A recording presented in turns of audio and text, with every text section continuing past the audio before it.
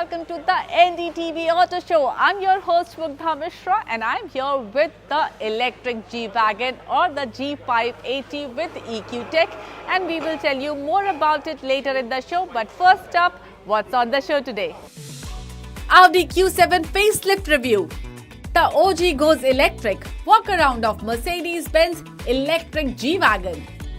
A glimpse of all the cars from Raymond Autofest.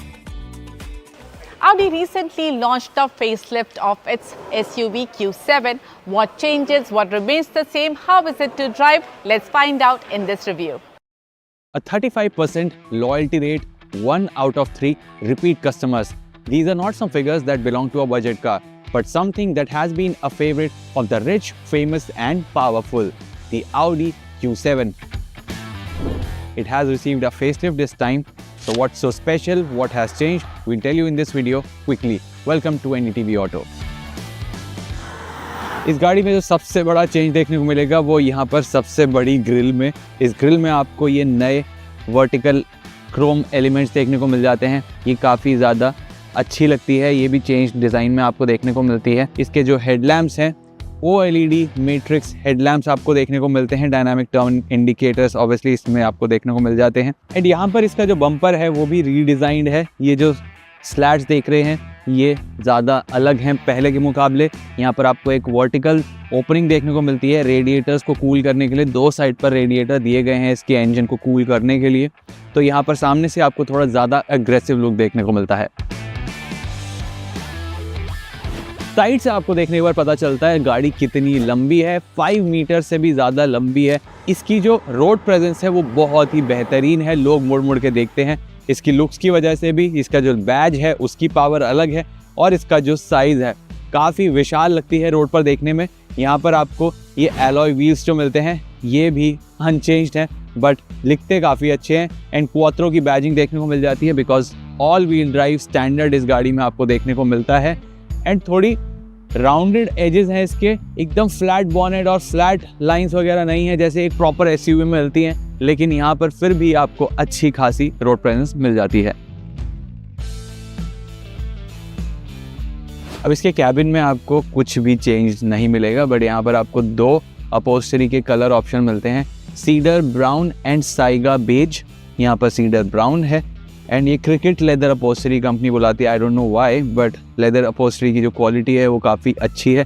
इसके dashboard पर open पोर wooden material use किया गया है बट जो 10.1 इंच का टच स्क्रीन है वो अनचेंज्ड है।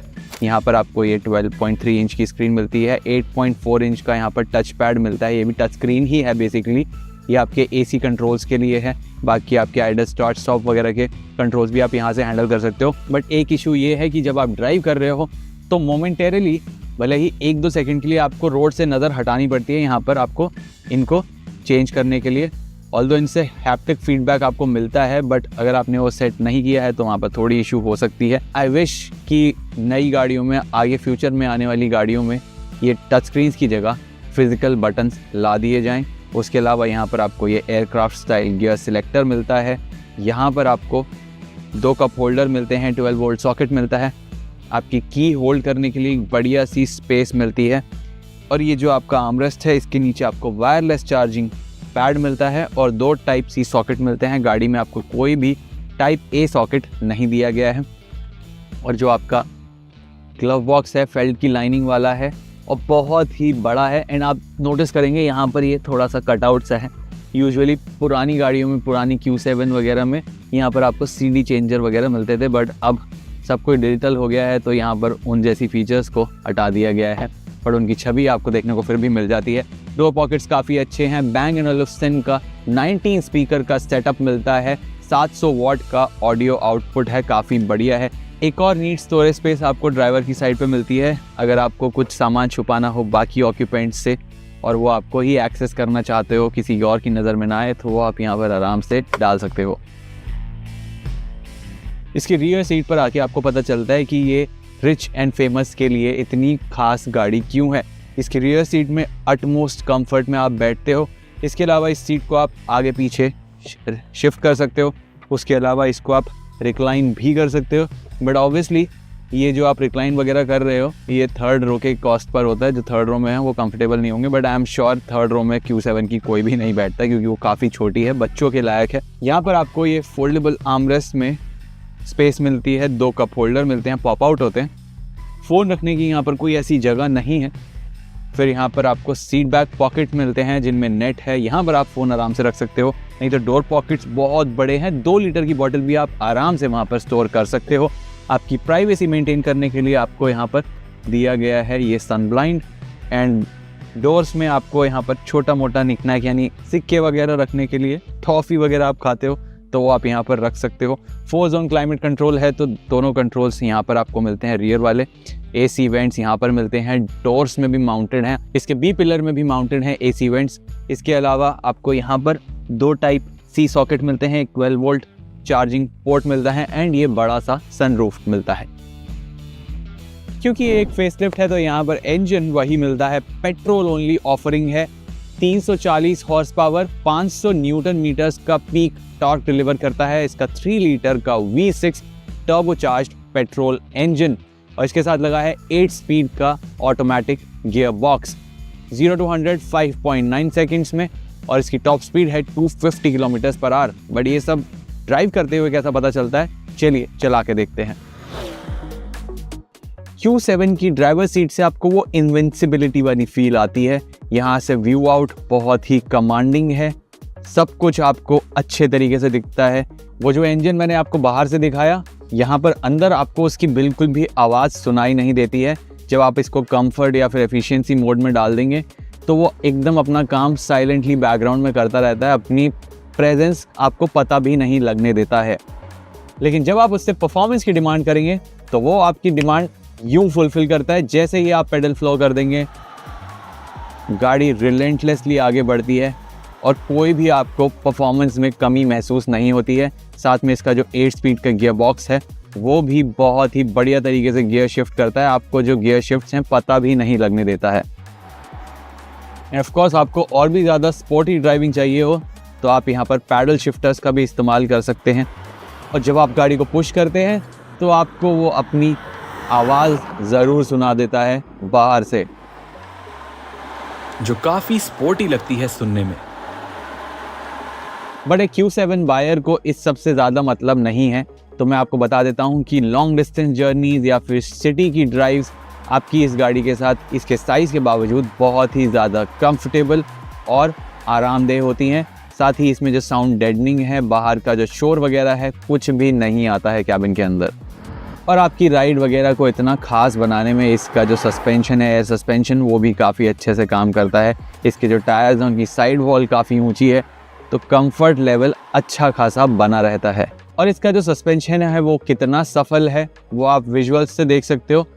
जब मैंने इसको एक स्पीड बम्प से लेके गया तो वहाँ पर गाड़ी में ज़्यादा कोई मूवमेंट ही नहीं आई। कॉर्नर्स पर भी ये भीम का है, गाड़ी बहुत बढ़िया तरीके से हैंडल होती है। इस गाड़ी के साथ आपको बॉडी रोल काफ़ी कम महसूस होता है, एंड ऑब्वियसली इसमें ऑल व्हील ड्राइव क्वात्रो जो सिस्टम है उसका भी ग्रिप लेवल्स मेंटेन करने में बड़ा हाथ है। हाईवेज पर क्रूज करते समय आपको एकदम सॉलिड कॉन्फिडेंस आता है। आप लेन चेंज करना चाहो आराम से कर सकते हो। ये गाड़ी ऑब्वियसली ये ऑटोबान के लिए बनी है जहाँ पर स्पीड लिमिट होती ही नहीं है। आप गाड़ी 300 की स्पीड पर चलाना चाहते हो तो वहाँ पर आप चला सकते हो। तो इस गाड़ी की तो टॉप स्पीड 250 किलोमीटर की है, बट यहाँ पर इंडिया में जो रेगुलेशन स्पीड लिमिट्स हैं वहाँ पर इस गाड़ी के साथ आप जब चलाओगे तो आपको महसूस होगा कि आप हवा से बातें कर रहे हो। तो इंडियन एक्सप्रेसवेज पर जो भी लीगल स्पीड लिमिट्स हैं उन पर आप गाड़ी चलाओगे तो आपको बहुत ही ज़्यादा एफर्टलेस फील आती है। इसमें 48 वोल्ट का माइल्ड हाइब्रिड सिस्टम भी लगा है।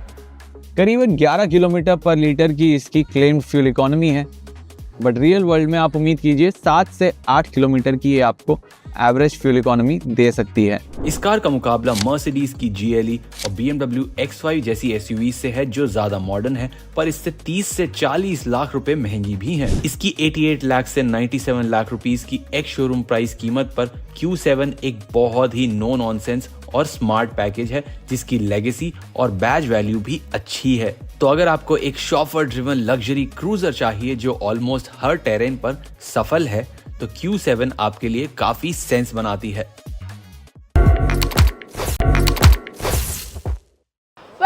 back. You're watching the NDTV Auto Show. Now, let's talk about the OG, G-Wagon. Well, the G-Wagon is now in its modern avatar. It's now electric and is called G580 with EQ Tech. Let's take a look. As we are entering the new year 2025, the legendary and the icon, the OG Mercedes G-Wagon is entering the future. But क्या है ये future? ये लग तो रही है एकदम normal G-Wagon जैसी, बट यहाँ पर एक काफ़ी बड़ा बदलाव किया गया है। ये कोई साधारण G-Wagon नहीं है, ये है the Mercedes Benz EQG 580। जी हाँ, अब नए दौर नए ज़माने के साथ मेल खाती हुई G-Wagon भी अब एक इलेक्ट्रिक SUV बन चुकी है। और शुरुआत करते हैं इसके प्राइसेस के साथ, जो कि अब रखे गए हैं 3 करोड़ रुपए पे। अब नज़र डालते हैं इसके डिज़ाइन पे, तो चलिए शुरू करते हैं सामने से।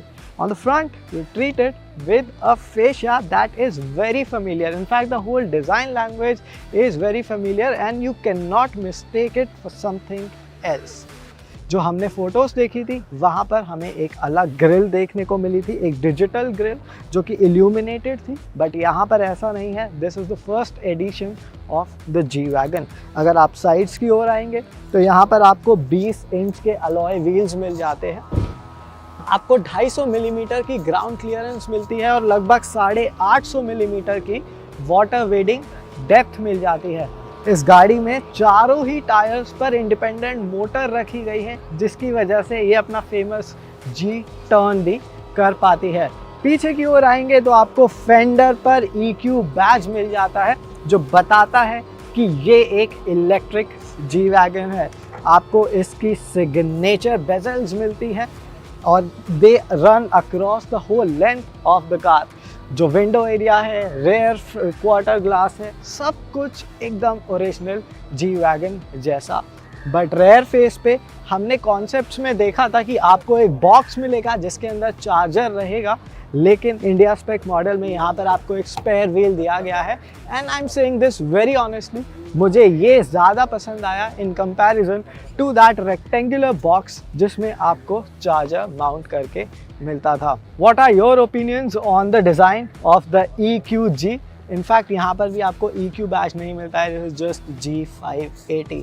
सो in all likelihood this looks like just another G-Wagon, and I'm sure the only difference that is there with which you can identify this is not a G63 or not a diesel or a petrol powered G-Wagon, the absence of side mounted exhaust, वो यहाँ पर नहीं है जो पहले हुआ करते थे। बट अब ये गाड़ी काफ़ी ज़्यादा शांत भी हो गई है, आपको उतना ज़्यादा शोर शराबा देखने को नहीं मिलेगा। तो चलिए गाड़ी के अंदर बैठते हैं, देखते हैं वहाँ क्या मिल जाता है। G-Wagon एक ऐसी गाड़ी है जो आपकी ताकत को दर्शाती है, और आपको ताकत वहाँ भी चाहिए जब आप इसका दरवाज़ा करेंगे बंद। अगर आप इसको ढीले हाथ से बंद करेंगे तो ये बंद नहीं होगा। Well, that is about the strong build quality of the G-Wagon. But in this EQG यहाँ आपको क्या कुछ फेर बदल मिलते हैं, बात कर लेते हैं उसके बारे में। डैशबोर्ड लेआउट एकदम G63 AMG की तरह है, बट आपको यहाँ पर AMG डायल्स नहीं देखने को मिलेंगे। जो सीट्स हैं वो G क्लास जैसी हैं, बट आपको ब्लू स्टिचिंग मिल जाती है जो थोड़ा सा मॉडर्न एलिमेंट ऐड करती हैं। अब बात करें इस कॉकपिट की, तो यहाँ पर आपको नई MBUX कॉकपिट मिलती है, 12.3 इंच की टच स्क्रीन मिल जाती है, और उसी के साथ आपको मिल जाता है keyless entry and go function in the EQG। और थोड़ी सी इम्पॉर्टेंट चेंज जो मर्सिडीज़ ने किया है वो किया है इस सेक्शन पे, जहाँ पर G63 AMG में आपको यहाँ पर 3 डिफलॉक को बटन मिलते थे, यहाँ पर आपको 3 अलग बटन्स मिलते हैं। The middle one is for low range, right side वाला G टर्न के लिए है, और जो लेफ़्ट वाला है उससे आप G स्टीयरिंग का इस्तेमाल कर सकते हैं। यानी कि जब आप एक स्केची ऑफ रोड कंडीशन में होंगे तो ये गाड़ी आपकी हेल्प करेगी in making tighter turns by locking the inner side of the wheels in whichever direction you are planning to go. आपको एक डेडिकेटेड ऑफ रोड कॉकपिट भी यहाँ पर मिल जाती है, और उसी के साथ और भी काफ़ी इंटरेस्टिंग ऑफ रोड फंक्शंस मिल जाते हैं। मैं आपको बता दूँ ये गाड़ी एक 45 डिग्री के स्टीप इंक्लाइन को काफ़ी आसानी से चढ़ सकती है, दोनों ही डायरेक्शंस में, B it in the forward motion और इन द रिवर्स मोशन। और इसी के साथ मुझे लगता है कि अब हमें इसकी पावर ट्रेन के बारे में बात करनी चाहिए। As you saw, not a lot has changed on the inside of the electrified G-Wagon, but there's a lot that has changed when we talk of power output. अब आपको 432 किलोवाट का power output मिल जाता है, उसी के साथ मिलता है 1164 न्यूटन मीटर का पीक टॉर्क। 0 से 0 की रफ्तार ये गाड़ी पकड़ लेती है मात्र 4.7 सेकेंड में। मगर अब आप सोचेंगे कि ये G63 AMG से थोड़ा सा ज़्यादा टाइम क्यों ले रही है? Well, that is because of its weight, क्योंकि यहाँ पर आपको मिलती है 116 किलोवाट आवर का बैटरी पैक जो इस गाड़ी के फ्लोर के नीचे फिट किया गया है, and it gives you a range of around 473 kilometers in the WLTP cycle. But अगर बात करी जाए कि चार्जिंग टाइम कितना लगेगा, तो DC फास्ट चार्जर से जब आप 200 किलोवाट का चार्जर यूज़ करेंगे तो 10 to 80% चार्ज के लिए आपको लगेगा सिर्फ 32 मिनट। यानी कि जितनी देर में डोमिनोज का पिज़्ज़ा आपके घर आएगा और आप उसको खा के अपने घर से नीचे आएंगे, तब तक ये गाड़ी 10 से 80% चार्ज हो चुकी होगी। Well, that was all about the Mercedes-Benz EQ G580। अब मॉडर्न ज़माने में G-Wagon भी मॉडर्न हो गई है, ये पेट्रोल और डीजल पर नहीं चलेगी, बिजली से चलेगी। Hello and welcome to NDTV Auto. If I told you over 700 exotic vehicles which include supercars, superbikes, vintage cars, vintage bikes, modern classics and whatnot under the same roof, and you can have a look at them free of cost, would you believe it? Well, if you don't, take a look of the Auto Fest. This is Raymond's 100 years of existence, and to celebrate it, they have organized an Auto Fest where they have put these cars on display. This is happening in Thane between 10th and 12th of January. In case you can visit, do come over. In case you cannot, stick around. I will give you a glimpse of what's here at the Auto Fest.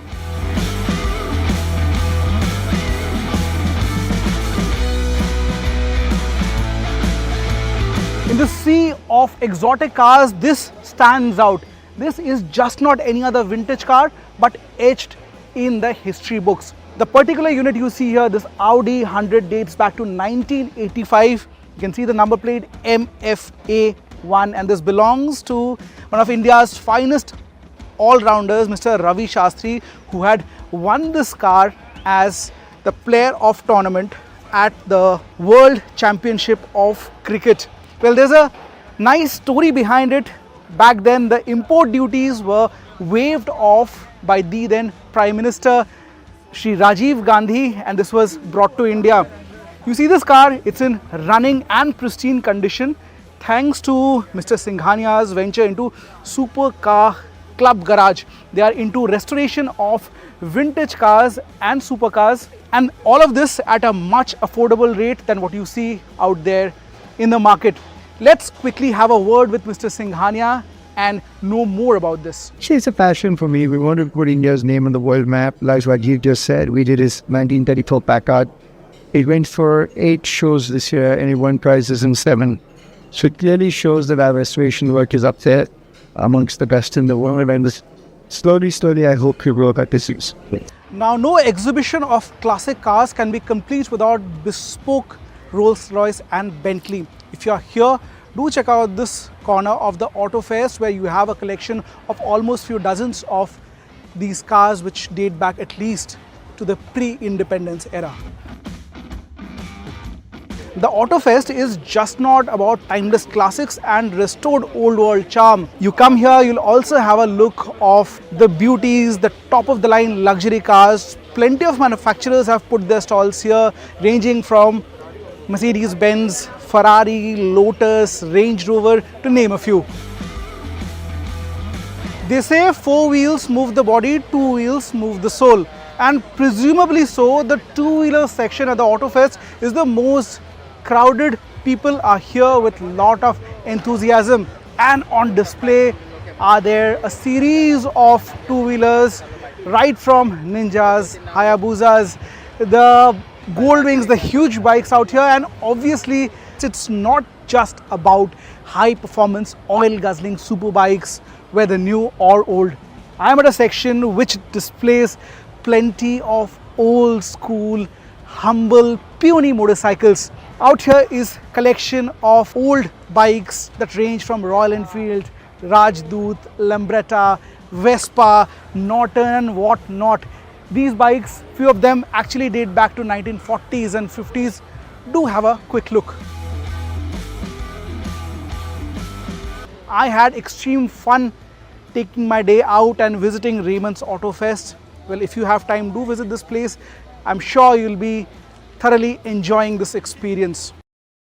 I hope you liked the show today. Do give us your feedback on our YouTube channel NDTV Auto. Do subscribe to the channel because from 17th January onwards, Bharat Mobility Global Expo 2025 is starting and we are going to cover it extensively. All the news, all the new cars, new bikes, everything in detail. We will get it for you on our channel. So don't forget to subscribe it. See you next week. Take care. Bye-bye.